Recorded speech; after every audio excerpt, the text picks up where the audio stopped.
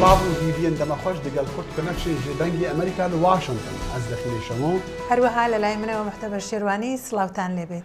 شەڕێن لە دژی داعش لە کەرکووکێ ناڤەڕۆکێ راپۆرتە کامەیە و ما پرسیار ژێ نویسکار کامەران قەرەداخی کردیا کا سیاسەتا بریتانیا لە هەمبەر کوردان چاوایە. هەروەها وتیوێژ لەگەڵ حوسێن داوی پارێزەر و سیاسەتمەدار لە واشنگتن سەبارەت بە هەنگاوەکانی دوای ڕزگاربوونەوەی کۆبانێ و هەروەها هەلوەستاوە کۆماریەکان لە ئەمریکا دەستیان بە تاقیکردنەوەی بەختیان کردووە بۆ خۆپاڵێوراوکردنی هەڵبژاردننی سەرۆکایەتی. بەڵام دەپێشدا لە ناو دەنگ و باسی تر. کە سوکارên ڕۆژنەمەوانی ژاپۆنی و فڕۆکەوانی ئوردنی هیڤیان ژێ مریتانên دەولەتا ئیسلامی دیکن وان ئازاد بکن و مهلەتا داوی یا لێکڤەگوهاستنا وان دەرباز بوو و هێشتا نەدیارە کە ئەگەر فڕۆکەوانی ئوردنی بسەلامەتە یاننا. ئوردن دەبێژە ئەو ئامادەیە خانمە عێراقی یا حکمی ئیعدامێ لەسەر ji ber hewleka xwekujî li Amman sala 2005 bi firokevانê xwe biguhere. Li heman dem jî paşa roja rojnamevanê Japonî Kanjo Goto nediyare û dîsan li ser azadkirina wê xanimî dimîne. Kabaniya Goto hîvî ji hikûmetên Japonî û yên Urdinê kiriya karî ji bo azadkirina wî bikin. Bi aliyekî dîva jimareka rojnamevanên Japonî û yên nêfneteweyî li ser sinûrê Sûriya Urdinê ne li benda veguhastina wan. و کاربەدەستانی کۆشکی سپی دەڵێن سەرۆک ئۆباما تاوتوێی ئەوە دەکاتەوەی پێی دەگوترێت کۆتایی هێنان بە قۆناغی قەیرانی دەستکرد و هەروەها دەستپێوەگرتنی ناژیرانە لە کاتێک بەنیازە دووشەممە بەرنامەی خەرجی حکوومەت بۆ 2016 ڕابگەیەنێت. پێنجشەممە شەو سەرۆک باسی ئەم مەسەلەیە و بابەتی تری لە فیلادلفیا کرد. بەڕێز ئۆباما داوا دەکات کەمکردنەوەی ئۆتۆماتیکی بودجە هەڵبگیرێت. هەرچی یاسادانەرانی کۆمارین لەوەستاوە دژایەتی خۆیان بە هێندێک لە بەشەکانی بەرنامەی ئۆباما بۆ 2016 ڕاگەیاندووە. وەکە بێمنەتیە لە هەمبەرگەفەیە سەرۆک ئۆباما ji bo vîtokirina biryarê civata sînatorên Emerîkiya li jêr kontrola komariyan deng da biryareka kêşedara rakêşana lûleyên neftê bi navê Keystone XL. Her çawe jimare endamên deng dayên biryarê nebesin ji bo pûçkirina vîtoya serokî. Ew lûle dê nefta xaf ji Alberta Kanada di sê wîlayetên bakûra welatî re bigehînin parzîngehan lê Louisiana. Divê biryara dawî li ser rakêşana boriyên neftê digel biryareka civata nûneran jî hev bigire. Lê serok Obama dibêje ew wê vîto bike. و هەینی لە کەرکووک هێزەکانی پێشمەرگە لە پاش شەڕەکی قورس کە تێیدا فەرماندەیەکی باڵای کورد لە کەرکووک ژیانی لەدەستدا توانیان پاشەکشە بە چەکدارانی داعش بکەن. بەرەبەیانی هەینی لە 4 لاوە چەکدارانی داعش لە باشووری کەرکووک پەلاماری هێزەکانی پێشمەرگەی کوردیاندا و دەستیان بەسەر چەند گوندێکدا کرد. لە ئاکامە و شەڕە لە دەرەوەی شاری کەرکووک فەرماندەی لیوای یەکی پێشمەرگە حەمید شێرکۆ فاتح جوانی و بەلانی کەم 5 لە هێزەکانی کوژران. بە پێی پەیامنێری دەنجی ئەمریکا لە کەرکووک ملیتانی دەوڵەتی ئیسلامی لە چەندین بەرەوە ڕۆژاوا و باشووری ڕۆژاوای شارەکە پەلاماری بنکەکانی هێزی پێشمەرگەیاندا بوو. ملیتانەکان لە سەرەتا توانیان پێشڕەوی بکەن و چەند گوندێکیان لە ناویان مەلا عەبدوڵڵا و تەلوەردیان کۆنتڕۆڵ کرد.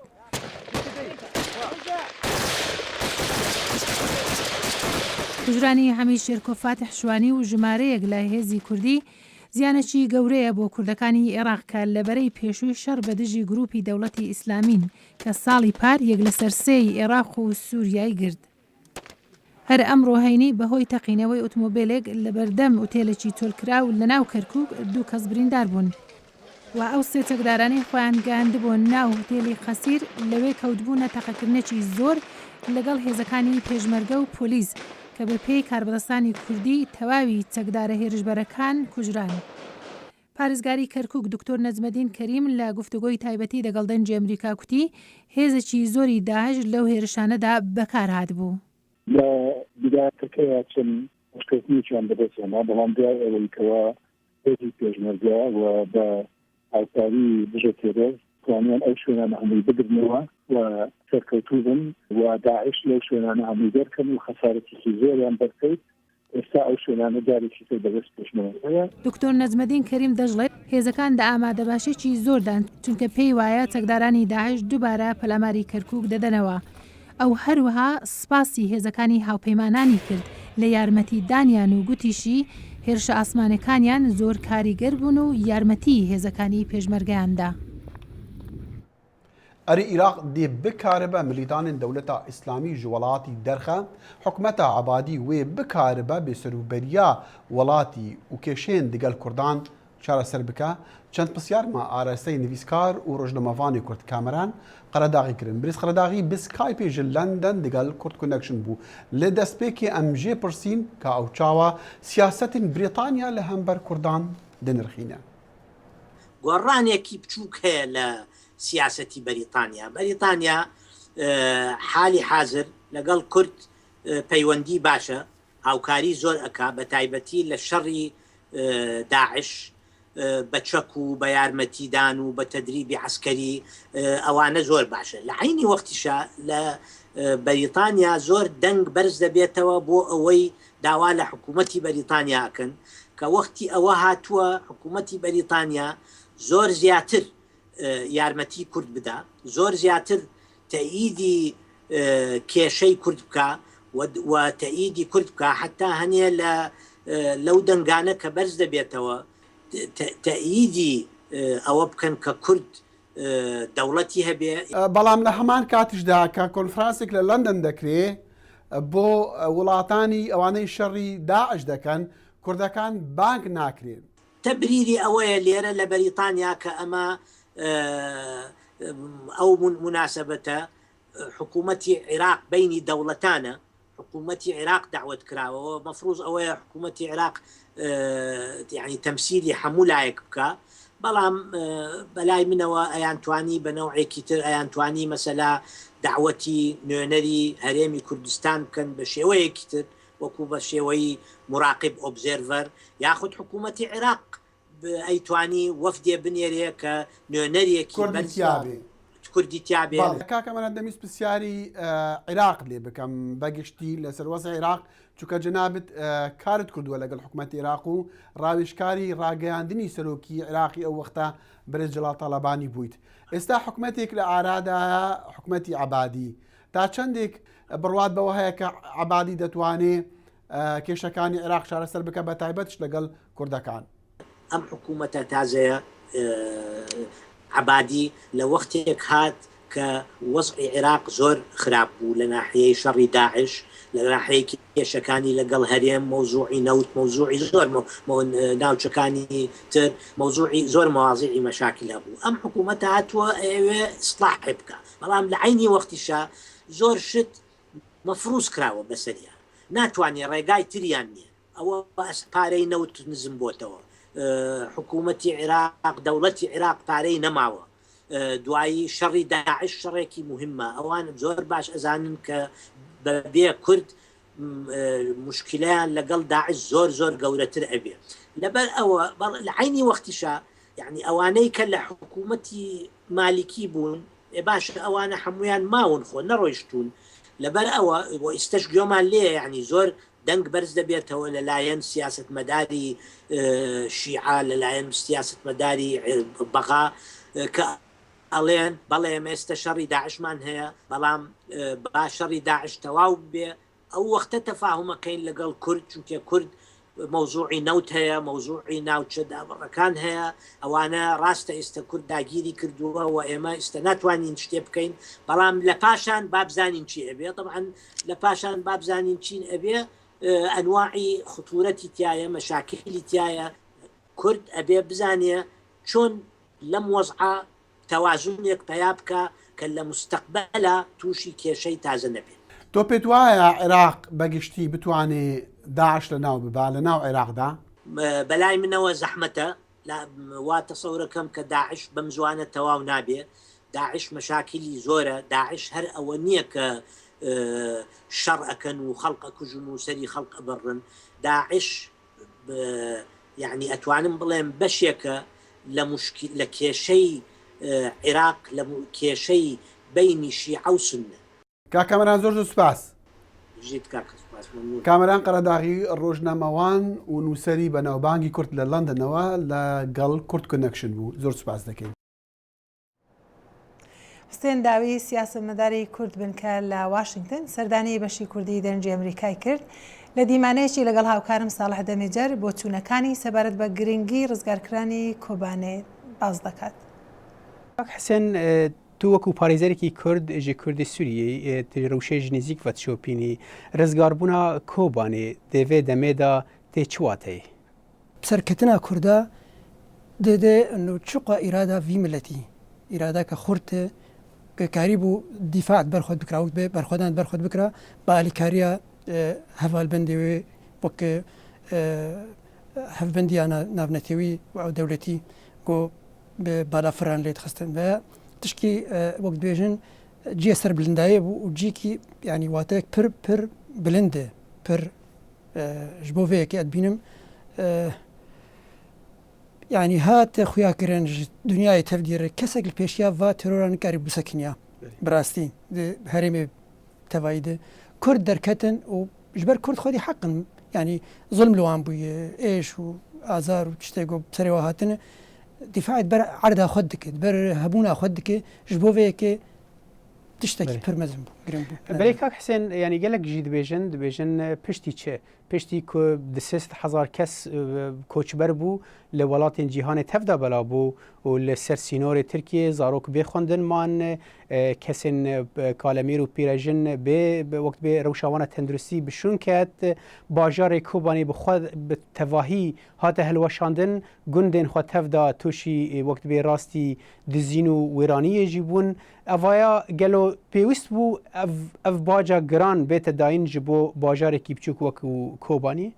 Mesela yek bê dijminatiyate bike tu nikare bê ez dîfaa xwe nakim tu nikare vegerîne yanî neke şerê min neke şer wextê ku hat ferz bû ser te tê wê çi bike gelê Kurd di wextekê de hat belkî planek bû di nerîna me de planek nav nêv netewî yanî a herêmê bû dewletên herêmê bi van kesaret danistandin hebûn têkilîn hebûn alîkar bûn jêr got vê plana han bivin serî ji bo mesela yani beravêtina mesela Kurdayê de ne de herêma Kurdistan Sûriye dê Rojavayê Kurdistanê belê heta got bigiye hudûdê yani tixûmê herêma Kurdistan Iraqê wek Şingalê û tevî bikin seranser dibin destê xwe xin ev mebez cê ev bû lê yani wextê got derketin êş pir bû êşa millet bi rastî pir xerabûn çêbû ev rast e jêr divê planek jêr divê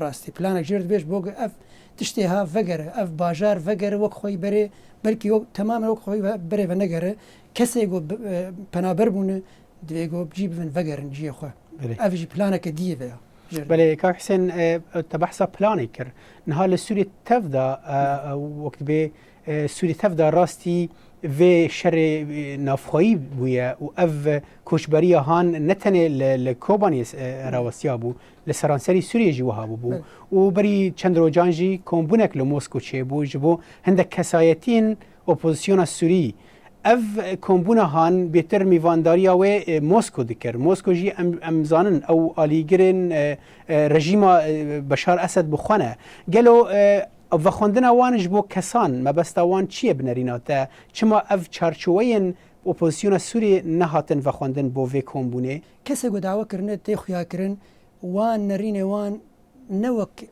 heyat ba xelkêkin ne wek encûmen ba xelkêkin tekatek ba wan kin kesê got ew dibînin li gor nerîna me de belkî êgo nêzik bin nêzîkî planê wan bin êgo belkî qebûl bikin tiştê wan ewana dawet ji wan nişandin ew xwestin wan bînin mebesta wê wek Mosko dixwaze tiştekî got ew pê baweriya xwe tîne li ser erdê cî bîne dixwaze xuya bikin û mişkila Sûrî ew problema Sûriye çi ye di nav rejîmeke qenc de ye gor nerînawî rejîm dîfaet ber Sûriyê dike ber erda xwe dike hemberî terorê ev mecmuatê ê got bêjin ev grûpên got çekdar û neçekdar tevda dibînin terorin vana yani ê got piraniya ve xelka hinekî wan dibînin nêzik wek heyet tensîq belkî nêzîkî wan bi nêzîkî wek bi nerînê Mosko bûn nerînê Rûsya bin evana cuda ye baweriya min ev nar serî tê yani Mosko dixwaze plana xwe biserî plana xwe rejîmê بله کاک حسین ام جاردن وگرن سر روشا کردان ام تم وقت به کوبانی وکو میناک جه شر سوری گشتی را وقت بتینن زمان کوبانی گلو وکو د سوری د جیبو میناکا سرکفتنه وقت به اف کسین کو وقت به ولات پاریس کسین کو جبر هرمن خو برگیریا و بروانیا هرمن خود کن دجی تروره اف میناکا کوبانی بویج بو همو سوری گلو تا کیجان آسته بویج بو به میناکا یکیتیا خلکی کرد به تواهی به تایبتی جی تفگر وان سیاسی کو ام زانن ریکفتنا ده که اولی هف کوم کرن ل گلک ناکوکید ناوینا وان دا چه بون رزگار بونا کوبانی تا کیجان آسته دیکاره به هوکارک جبو جارک دین کو خلکی کرد به تواهی و به تایبتی تفگر وان سیاسی له دوار بله يعني كوباني وكو ام زانن هاتي خراب كرن تفده مترسي هنا جسروي هي دنرينا مده باجار قند تفده هنا بندست داعش دنه يعني اف قند فقرا فاقن دا بيويست يكجي هذا دوا فقرا خلكي بيويست افاكرن فقرا خلكي افايو شلو تشيب يكريزيا كردا يكريزيا كردا يعني وكي تشتي هري جرينج جير جو جبو في بلان هام بفنسري يكجد الهيزل سر عرضي جرك ادبينم يعني ادبيجم جرك بيشمرجا بمينه فتركي جرك بمين دجيه خود فان جيه بلند دورا كوبانه دي هيزك شيب هيزك كردا كردي روج آوا كردستان روج آوا هيزك يك تفده بهردو هيئات خوك مجلس خود بيجن انجمن خو تفدم وانا كسا جرك هيزك شيب اف هيزا هان يك هيزبه ادو دا نرينك شيء في الجم هردوا يك نرين لبروبلما وقت بيجن مسألة كردا سوريا ده كردستان سوريا ده كاتش داخواز كردا چنه جرك رونشتن سرفي وتفاوض بيجن لهف هاتن شيء في اف بيويسته چه حتى چه يعني درجة كارن كرد بين يك افيا دمينه جوختيره ل نرين عمده افيا تشته هري بيويسته قانها اف بيك بي اف خالا هري جرينج جرك اف ريكفتنا دهوكي هر سري چار سر بوي و لسر عرضه هندري كردستان روج آوادي گرك هيئات گوتين خواستن چه ببن يك هيز چه بوي آدو دوا اف اداره قم هي گرك اتفاق او لسر وي رمشتن چه بوي و بگين گفتگو تمام ببن نزيك ده جبو چه خود داخواز كردي سورين چه يعني چه خوازن کاک حسین تو وقت به چاف دیره کی کج روشش نزیک فد شوپینی چه مترسیل جمع هنه کو او سیناریا کل کوبانی هاتی گراندن کو تدسپی که دا بحث کری کو تی وکو پلان کی بو او سیناریو هان او پلان هان لسری باجار کی دنی کردانیان لهری مک دنا کردان وری گراندن و اگر او مترسی هبه گلو وقت به شیوین کو یک نهله او ببه چنه براستی مترسیل سر هر دوري هي ما سوريا بقشتي هي وهذا دا ام دوري كرداجي يعني هرمي مجي اي فايد دوربير نجي دورن كي جا وقت تدبير هاوير دورا باجار قامشلو باجار حسچا هاوير دورا باجار سريكانيا حتى هندري فا باجار ده كسن هنه الكار داعشين الكار داعشين باشكرن نبانا واف ريجيم جي هي ريجيم جي ام و مرترسيج آلي رژیم جد هي وش آلي داعش جد هي جبو في جرك كرد يعني يعني وقت حالة برانبرية تمي دفاعي دبن وحاضر بن جير آماده بن جو شد بسري وان بي جرك يعني بيك بونا خو بيك هزية بيك ريزية وقت في مواجهة يمكن او برانبرية يمكن بله ام تاجلك سپاس کن جبو خاطرنا بسر برنامه كرد كونكشنا بشي كردية دنجي أمريكا زۆر سپاسکەم لۆژێر دەنگی ئەمریکارە وغرا شاه عربستان السعودي روخاندنا حكمتا يمنيا كدوستا امريكا بو وبرزغريكن داوي دقل بيوندين يعني بيوندين دقل اسرائيل دا الوزين نونا جي ريبراتيا اوباما را وسياسة نويين رشلاتا نافينجي نبس او زحمتيان دبينا دسردريا دقل نيار وكا ايران والقاعدة دبلكو دقل دوستين عادتين كوشكاس بيجي سەرۆک ئۆباما پەیوەندێکی هەستیاری لەگەڵ شاه عەبدوڵای کۆچکردووی سعودیە هەبوو بەڵام دیداری ئەم هەفتەیەی لەگەڵ جێگرەکەی شاه سەلمان سەرەتایەکی نوێیە. سەرۆک ئۆباما ڕێبەری شانەکی باڵای بۆ عەرەبستانی سعودی کرد لە دەمی کە ئەمریکا وەک دورگەیەکی سەقامگیر پشتی بە عەرەبستانی سعودی بەستووە. خۆرهەڵاتی ناوەڕاست لە پرێکە ئاڵۆز بوو بەڕوخانی حکوومەتەکەی یەمەن و هەروەها شەڕی دژی توندڕەوانی داعش و القاعیدا لە نیمچە دوورگەی عەرەبی. سەختی و بەرهەڵەستیەکان هۆکاری ئەوەن کە بەڕێوەبەراتی ئۆباما پەیوەندەکانی بتەو دەکات لەگەڵ سعودیا کەوا بەشداری ویلایەتە یەکگرتوەکانی کرد لە کۆشەکەی بۆ شەڕی دژی کۆمەڵی داعش و القاعیدا. بەر لە کورتکردنەوەی سەردانەکەی هوندستانی بۆ ڕۆشتن بەرەو عەرەبستانی سعودی سەرۆک ئۆباما جارێکی دیکە ڕەوانەکردنی هەر هێزێکی مەزنی ئەمریکای بۆ خۆرهەڵاتی نێوەڕاست بە دوورزانی. inside of Yemen without هەوڵەکانمان بۆ بە ئامانجکردنی تۆڕەکانی تێرۆریستی لە نێو یەمەندا بە بێڕەوانەکردنی سوپای ئەمریکا بۆ ئەوێ بەڵکو لە ڕێگەی ئاڵگۆڕی زانیاری هەواڵگری لەگەڵ حکوومەتی یەمەنی ئەمە ئەو ڕێبازەیە کە پێویستە ئێمە پەیڕەوی بکەین و مەسەلەکە بەو جۆرە دەبێت بە پێچەوانەوە دەبێت ئەرکەکە بێ ئاکام دووبارە بکەینەوە هەر کاتێک تێرۆریستێک لە وڵاتێکدا هەبوو هێزی ئەمریکایی بۆ ڕەوانە بکەین ئەمە استراتیژێکی درێژدەم نابێت. مایکل ئۆهانلاندی توێژەر دەڵێت دۆزینەوەی استراتیجێکی سەقامگیر لە هەرێمەکەدا کە بە پەلە لە گۆڕاندایە وێ دەچێت سەخت بێت بۆ بەڕێوەبەراتی ئۆباما. بە بڕوای من بەشێک لەوەی ئەوان هەوڵی ئەنجامدانی دەدەن ئەوەیە درێژە بە هەمان ڕێبازی هەنووکە بدرێت لەبەر ئەوەی کاتێکی نالەبارە سەبارەت بە ڕووداوەکان و پەیوەندیەکان هەروەها من بڕوام وانییە هیچ ڕوانگەیەکی بەجێ هەبێت بەرەو ئاراستەیەکی چاکتر تەنانەت ئەگەر لە ڕووی تیۆریەوە وەک چاوەڕوانی بۆ دەکرێت سەرکەوتوو بێت. لەگەڵ ئەوەش پەیوەندێکی ئاڵۆز لەگەڵ نزیکترین هۆپەیمانی ئەمریکا هەیە کە ئیسرائیلە کەوا ئەویش وەک عەرەبستانی سعودی دژی کۆشەکانی سەرۆک ئۆبامایە بۆ بەشداریکردنی ئێران لە دانووسندنەکانی ناوچی و هەر هەنگاوێکی ئەمریکا کەوا بەدی دەکرێت وەک بەهێزکردنی ئێران. بنیامین نەتەنیاهو وەک سەرۆک وەزیری ئیسرائیل هەمیشە لە کۆشتی سپی میێوان بووە، بەڵام ئەم جارە میێوان نابێت کاتێک کە لە مانجی سێ سەردانی ئەمریکا دەکات.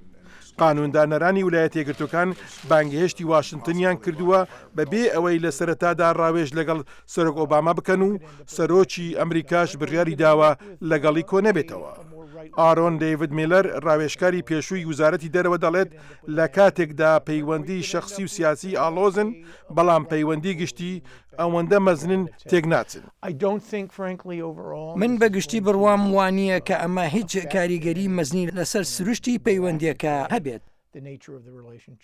ئەوەی کە لە ئاڵۆزی هەرێمەکە زیاد دەکات پشتیوانی ئێرانە بۆ بەرپرسیارەتی حیزبوڵڵا بۆ ئەم پەلامەرە مۆشەچیە بۆ سەر کاروانێکی ئیسرائیلی لەم هەفتەیە لەسەر سنووری ئیسرائیل و لبنان کە کەسێک بە ڤیدیۆ گرتوویەتی. ئیسرائیلیش بە تۆپ و پەلاماری ئاسمانی وەڵامی دایەوە کە نیگرانی بەرز کردوتەوە کەوا هەر هەنگاوێکی نابەجێ لەلایەن هەر لایەکیانەوە بۆی هەیە ببتەمایی بەرپاکردنی شەڕەکی دیکە و شیانی سەریەشەیەکی نوێ بۆ بەڕێوەبەراتی ئەمریکا. حیدەر کەریم، دەنجی ئەمریکا. هەرچەندە زوو دێتە بەرچاو بەڵام هەر لە بەستاوە هەڵمەتی هەڵبژارنەکانی سەرۆکاتی ئەمریکا بۆ 2016 گروتینی بەخۆوە گرتووە. Di navwan kesin negelek navdar ji komeriyên êk û hêvî hene ku bibin serok, ewin wekû fermandarê wîlayeta Wisconsin Scott Walker yê ku li cîvîneka parêziyar hazir bû li Iowa. Me serokek divê ne li Washington rûniştî be. Di dema gorê berê cîhanê li Parîsê bi hev re li dijî terorê mil bi mil radwestin. Fermandarê New Jersey Chris Christie jî pêngavek standiye ji bo kampeyna serokatiyê. The world can't do. Cîhan nikare bê Amerîka ya bihêz bimîne. Ne zarokê min û ne zarokê we jî wê bikarbin bê rêberekî Amerîkî xwedî biryar li vê cîhanê bijîn. Kesê herî pêşî yê Tea Party Senator Ted Cruz yê ji wîlayeta Texas ceribandina gropên komarî dike, ta ku zanibe heya çi qasî ev partiye di piştgiriya wî bike. Tu nikarî vî şerê li dijî terorîzma radîkala îslam bike û bi ser keve eger tu niyaza paqijkirina cîhanê ji van radîkalan ve nebe. Çend kesên din jî hêviya wan heye bibin serok. Ewin wekû fermandara berê ya Alaska Sarah Palin, Senatorê Pennsylvania Rick Santorum, Senator Marco Rubio yê Florida û Senator Rand Paul yê Kentucky. Florida Jeb Bush û berbijarê komariyê berê Mitt Romneyê sala 2012 niha birijdî hizir dikin ji bo bibin berbijarê seroketiyê û her wiha kesebetiyê navdar Donald Trump jî dixwaze bibe berbijarê seroketiyê. I know Ez dizanim çi divê ta saya Amerîka dîsanê vegere. شرۆڤەکار جان فۆرتێر دەبێژە و gelek kesên komarî ji bo serokatiyê xwe amade dikin. On the Republican side, it really is wide open. Ji aliyê komariyan ve ji mareke kesayetiyên pêşwext amade hene û her wisa jî hinek ji navdarên Tî Partî jî hebûna navendeke bihêz lazim e û amadekirina ji bo karên bi hev re divê. Li şûna goheriyek bi tena xwe bike. Niha pêşbîniyên wê li layê komariyan ve nehatine kirin. Komariya gelek pêşbaz hene lê şrovekar Scott Faulkner di xema peyama vê partiyê daye. Rastî ew e pêkanîna peyamekê yekgirtî ya gohêviyan bide. Ne yek bi senayî bêje ez ne kesê dîme. Komarî li ser vê xalê ne dilxweşin ji salên 1980 ve. Gelek ji van kesan divegerin û Iowa piştî salekê û kampeyna ji bo kometiya Iowa dest pê bikin. Ravindowski, Dengê Amerîka. افنه سالن لدو هف آزادی لسرانسری جیهان برطنگ دبه اول گورا راپورتا سالانه 2014 یا ریخستیا فریدم هاوس. هیچ کاتێک هێندەی ئەم سەروەختەی سەرەڵدانی دەوڵەتی ئیسلامی لە هیچ شوێنێکدا ئازادی بەم ئاستەدانە بەزیوە هاوکاتی دەست بە سەرداگرتنی چەند بەشێکی عێراق و سووریا و گرتنەبەری ڕێبازی کۆمەڵکوژی و سەربڕین. فریدەم هاوس دەڵێت سەرکردایەتیە بێتوانە و سەرکوتکەرەکان لە وڵاتانەدا یارمەتیدەر بوون بۆ کردنەوەی دەرگا لەم ڕێکخراوەی موسڵمانە سوننەکان. نورین مالکی سەرۆکوەزیری پێشووی عێراق یەکێکە لەوانەی لۆمەی لە ئەستۆیە چونکە فەرمانڕەوایەتیەکەی لەسەر بنچینەی ئاینزایی بووە وەک ئارچ پۆدنگتن لە فریدەم هاوس باسی دەکات.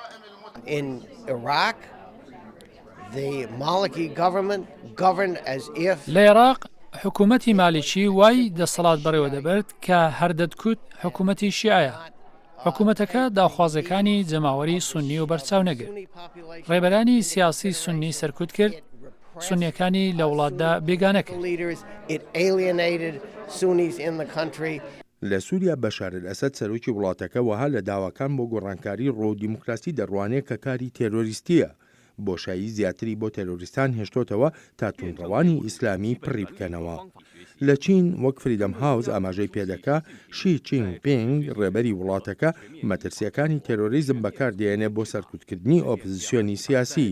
جیمسمان لە بەشی توێژینەوەی پێشکەوتوی نێونەتەوەیە لە زانکۆی جۆن هاپکینز. سیستمی ئاسایش تونتر و تونتر بووە و ئەوان زیاتر لە بیری چاودێریکردن بەسەر جۆری ئۆپۆزیسیۆن، جودابیر، جیاوازی دوودوو بۆ چووندان. لەم راپۆرتەدا ئاماژەش بە ئاستە بێپێشینەکانی سەرکوتکردن کراوە لە کۆریای باکووری کیم جۆنگ ئۆندا کە بۆتە یەکێک لەو 12 وڵاتەی لە بەدترین ئازدان بە پێی فریدەم هاوس. پشێویەکانی ئەم دوایەی ناو وڵاتەیە گرتوەکانی ئەمریکا لەسەر تەقەکردنی پۆلیس لە ژمارەیە کەسی پێستڕەش لە راپۆرتەکەی فریدەم هاوسدا وەک پاشەکشەیەک باسکراوە هەرچەندە ئەمریکای وەک یەکێک لە ئازادترین وڵاتانی جیهان دەستنیشان کردووە.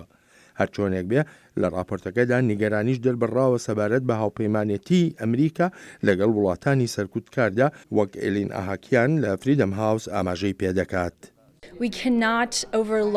ئێمە ناتوانین پەیوەندی نێوان خراپ بەڕێوەبردننی حکوومەت و ئاسایش لە بەرچاو نەگرین.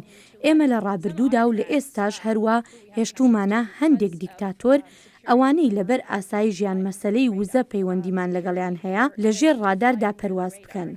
لەم راپۆرتەدا یەکێک لە شوێنە پرشنگدارەکان وڵاتی تونس بووە کە هەڵبژاردننی دیموکراتیانەی تیادا کراوە. بە پێی مەزەندەکردنی فریدەم هاوس وڵاتی تونس ئێستا تەنها وڵاتێکی عەرەبیە دیموکراسیەتێکی تەواوی تیادا بێت. سپاسان دەکەین بۆ تەماشاکردنی کورد کەنێکشن تا سێشەمەی داهاتوو هەر شاد و سەرفەراز بن. سلاوین گشت هەفکاران و ستافێ بەرنامەی هەتا دیگەینەیەک خوداحافیز.